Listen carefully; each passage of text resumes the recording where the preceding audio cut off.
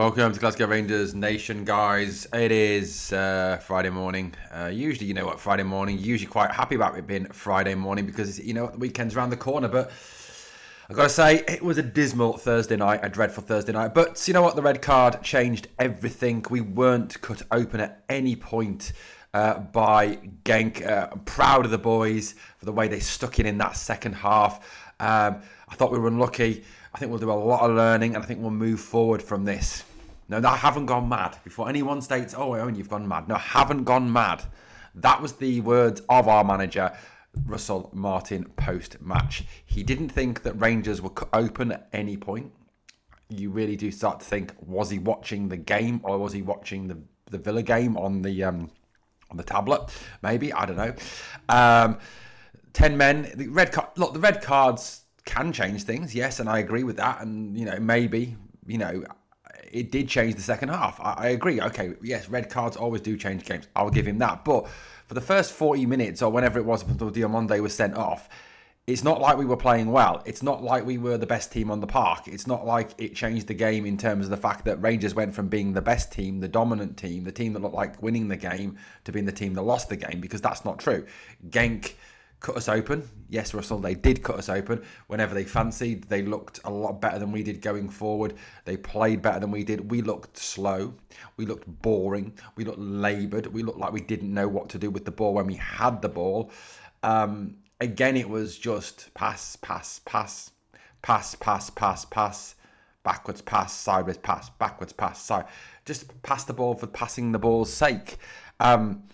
But, you know, I'm not surprised. That's Russell Martin all over. And I watched a video this morning as I was prepping to make this video. I watched a video, and it wasn't even made by a Rangers fan. It was made by just a football TikToker. And he was talking about Russell Martin being one of the biggest frauds in English football. The man that seems to get an upgrade on his job every single time he gets a job, no matter how bad he is at that job. He started at the MK Dons. He took them backwards in his first season. He then finished them, in about 15th place. But they had the highest percentage of any passing pass percentage and the highest possession percentage of any team in the English football leagues. He then was taken to Swansea, where he took a Swansea team that finished in the playoffs, finished them in mid-table. But don't worry, he had the highest possession percentage in the English leagues. He then got an upgrade to the Southampton job. Everybody talks about, oh, well, he was successful at Southampton. Southampton were in the Championship, having been relegated from the Premier League.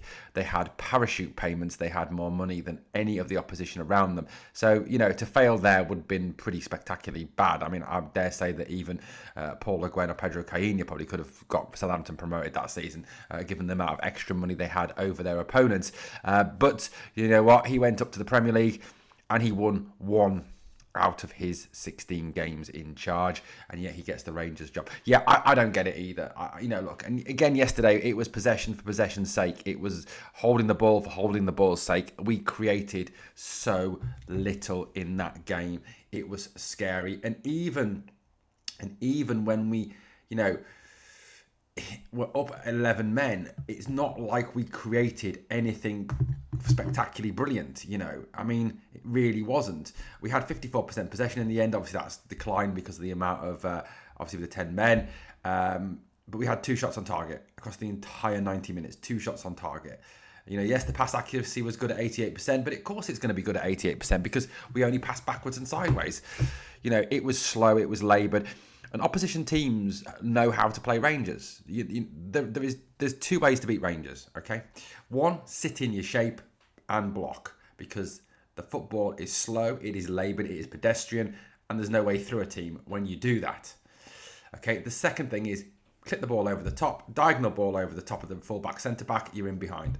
And Genk did it on multiple occasions last night. Clip over the top, they're in. Clip over the top, they're in. Clip over the top, they're in. The same way against Hibs. Hibs, if they had their shooting boots on, would have scored 2 or 3 goals with that long diagonal ball over the top. It's as I said in the video, as I said in the podcast, Rangers' defence is, you could drive a double-decker bus through it. It has about as much resistance as 4 shopping trolleys. Realistically, you'd be better off playing 4 traffic cones, because there is literally nothing there. Because all the opposition have to do is sit in, defend, and against a slow laboured Rangers who can't break them down, they'll obviously make sure they don't concede. then hit us on the break by clipping the ball long and over the top. If you're Davy Martindale and you're sitting there watching that game tonight, which I'm sure he was, and you're sitting watching the Hibs game back because, you've got to figure out your tactics for the games upcoming, you say, right, on Sunday, lads, what we're going to do is put 10 men behind the ball. We're going to defend. They'll just play in front of us. And then at the right point, we're going to clip one over the top. You, Mr. Striker, you're going to run onto the ball and you're going to score the goal and we're going to win 1-0. If I was the Livingston coach going into the game this weekend, that's all I would do. I'd prep my team to defend, and then a couple of long balls over the top, get a goal, win the game 1-0. That's what I do. And what's scary is I'm not even a top football coach. I'm not. Yes, I've got coaching badges. Yes, I've coached at local and amateur level, but I'm not top. Even I can see that. Now, if I can see that as an amateur, as a clueless amateur, what can a professional see? What else can a professional see?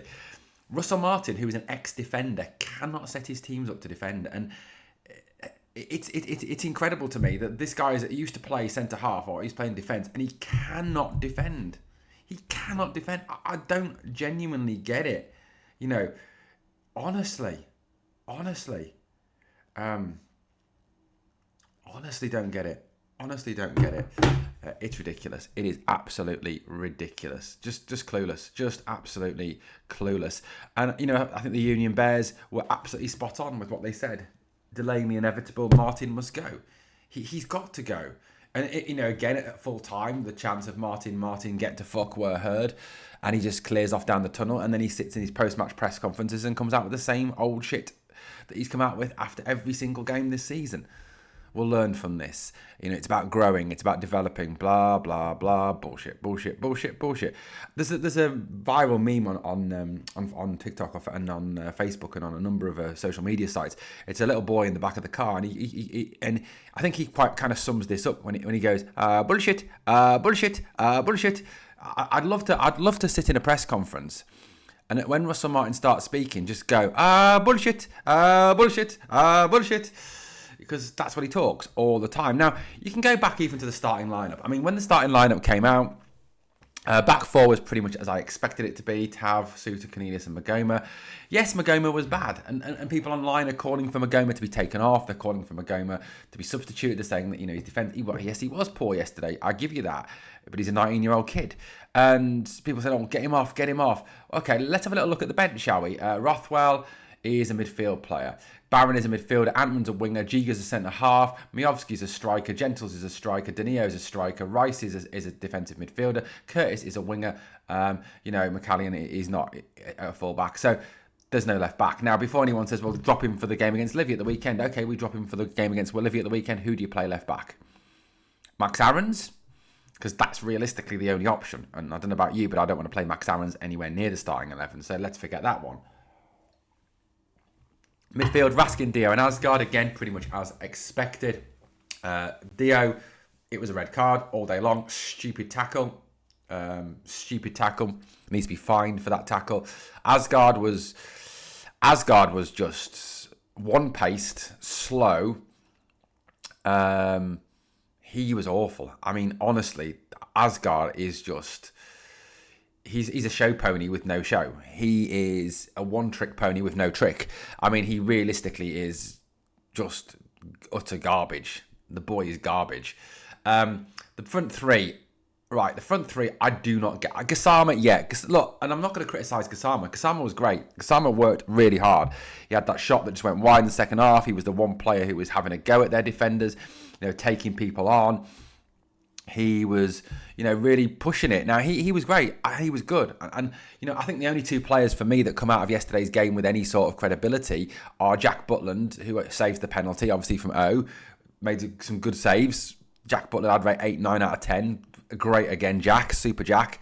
Yes, his distribution wasn't great, but his shot stopping and his command of his area was fantastic. And Gassama, again, it's the same two players who every week will not let us down. I thought even Raskin was poor yesterday. But Mikey Moore, look, please, someone, I would love someone to explain Mikey Moore to me. He's absolutely awful. He was he was an empty shirt. He was a missing. It was honestly like we actually started with 10 men.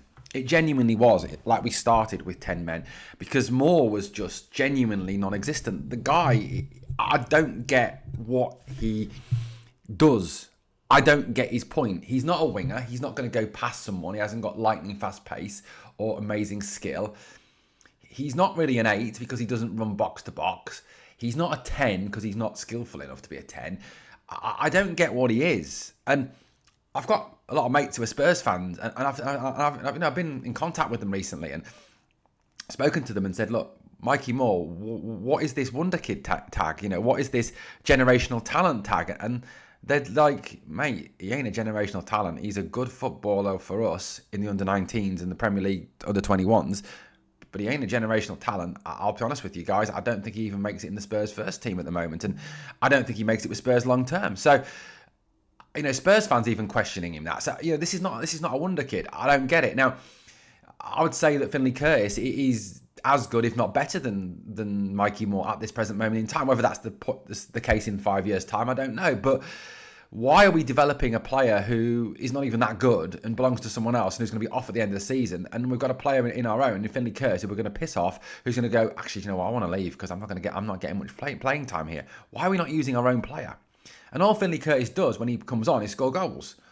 So why are we not playing him? To me, it could only be because the manager's an idiot. I mean, or there is something in Moore's contract that says he's got to play 95%, 90%, 99% of games, which, you know, I think if you're taking a player on loan, the moment you agree to that, you're an idiot. You know, you shouldn't be agreeing to that. You should be like, no. You know, if I was a manager, I'm not taking a player who I've got to play in 99% of games or 95% of games, because that's automatically meaning that one place in my team is taken up. And even if that player is absolutely shockingly bad, I've got to play him. And, you know, and then I waste a substitution taking him off. So to me, it makes zero sense. You know, I don't get it. And Ant-Man came on, was just utter rubbish again. You know, has had the talent coached out of him by Russell Martin. We saw the talent this lad had in the game one against Plitzen, and look, Genk are no better than Plitzen. They weren't a good side. Let's get this right. Genk were not a good side. They were okay. They missed a hell of a lot of sitters. 1-0 it doesn't do it justice. It should have been 3-4. Agreed, but they were poor. We were just poorer. Yusuf Chamiti, guys, it's Sadiq 2.0. This lad is Sadiq 2.0. He is fucking shocking. And what makes me laugh is there was another Rangers podcast who tweeted out, "Oh, I like the look of Chamiti." What the fuck was he? Was he drunk? I mean, he is and did you hear Russell Martin's explanation as to why he picked Chamiti over Bojan Miovski, who scored at the weekend? Bojan Miovski scores at the weekend. Could have had 2 at the weekend. Could have had a hat-trick at the weekend, actually. 1 disallowed, 1 chance missed, 1 chance scored. Was great. Played really, really well. Gets dropped because Chamiti's look good in training. I am fucking sick to death of hearing they look good in training. Mate, do you know why they look good in training? Because they're playing against a team against the set of players that you're also coaching. That's why they're looking good in training. Mate, I'm not being funny. I'd look good in fucking training against this lot if you're coaching the opposition. I could pick do you know what? I'm not being funny. I could get 11 lads off the street in Coventry, go up to Ockenhowie, and I'd give them a game. I'd give them a fucking game. And you know what? I'd probably beat them with Russell Martin coaching them, because the guy's clueless. I mean, and to hear the reason he's put Chamiti in because he's worked well in training.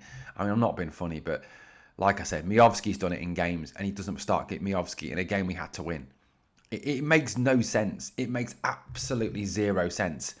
It really doesn't. And look, I would say that 99% now of real Rangers fans have got to the point where they've had enough. There might be that 1% of the happy clap loyal who want to keep him. Oh, he'll turn it round. He just needs time. Fucking doesn't. He's useless. I mean, nothing in what we've seen tells us that he needs time. He's beaten Alloa domestically, and he's beaten a very poor, overrated Hibs team domestically. Other than that, he has done nothing. He got us humiliated in the Champions League by Bruges. He's lost to a very poor Genk team tonight. Look, we might win on Sunday. Still changes nothing. Still got to go. To me, this guy, he's done. He is done. He has to go, and he has to go soon. If Kavanagh Marathe do not pull the trigger sooner rather than later, we are going to be in a relegation scrap this season. Genuinely going to be in a relegation scrap this season. And what will be mad is I think we could honestly finish in the bottom 6 and be in the bottom 6 split after the league split. And Sky won't like that. Sky won't like that. Because they want their extra Old Firm game. Guys, it's not good. It is really bad this morning. It's really bad for a start. And there is one person and one person. Yes, the players play badly, but it's him that motivates them. It's him. I wouldn't be motivated by him. Have you heard him? He makes. I'll be honest with you. I would rather watch paint dry, right, than listen to Russell Martin. In fact, I'd rather shit in my own hands and clap than watch Russell Martin. That's how bad it is. The guy's a fucking loser. He needs to go, and he needs to go now.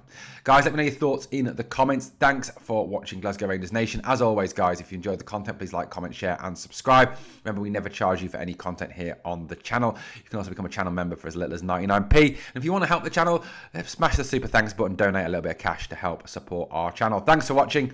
I'll catch you on the next one.